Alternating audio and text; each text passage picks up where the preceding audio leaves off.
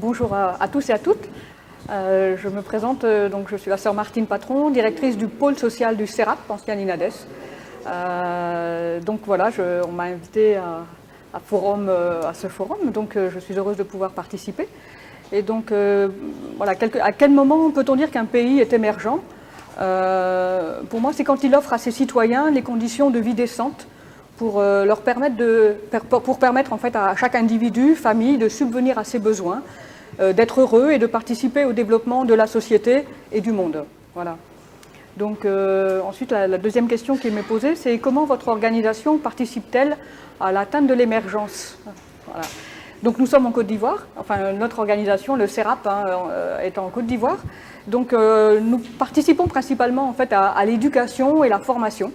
Voilà, donc à travers deux pôles, un pôle universitaire avec licence, master et MBA, donc pour former en fait les cadres de demain qui seront aux commandes demain en fait voilà de la Côte d'Ivoire ou d'autres pays de la sous-région. Donc pour nous c'est très important d'offrir en fait une formation de qualité. Et en même temps nous avons un pôle social pour dire qu'il ne faut pas que la croissance, que l'émergence, comment dire, laisse sur le bord du chemin les plus pauvres.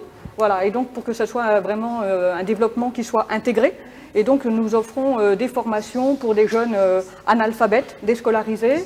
Voilà, et nous formons aussi la société civile, parce qu'on pense bien qu'une vraie démocratie, elle ne peut être qu'avec une société civile forte.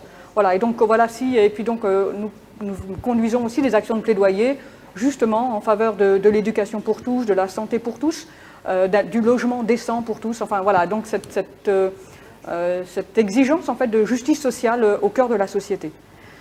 Quels sont les facteurs qui pourraient entraver l'émergence d'un pays?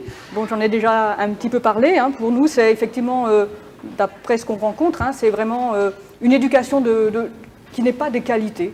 Voilà, donc, et on voit bien que le récent rapport de la Banque mondiale, paru en janvier 2017, en parle.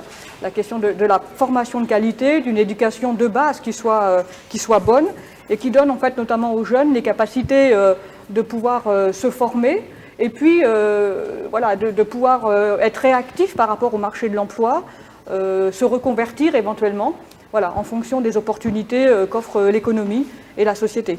Donc ça c'est le premier point, l'éducation avec un focus sur l'analphabétisme qui est encore important en Côte d'Ivoire puisque ça touche 50% de la population.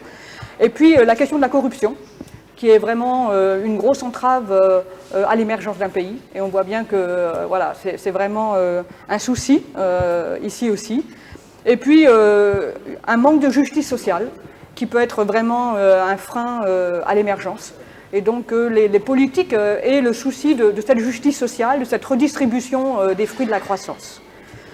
Ensuite, les internautes, voilà, qu'est-ce qui est attendu d'eux?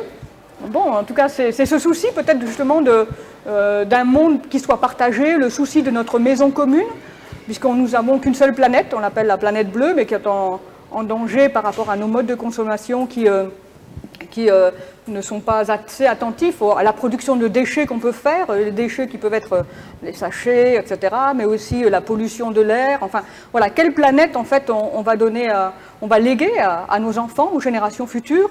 Et donc là, c'est pas seulement, on va dire, les internautes ivoiriens qui sont concernés, c'est bien le monde entier, voilà, les différents pays, pour dire vraiment, c'est un appel pour que chacun ait le souci d'avoir des modes de vie qui soient plus respectueux de l'environnement, pour que notre planète puisse vraiment continuer d'être belle pour les générations futures.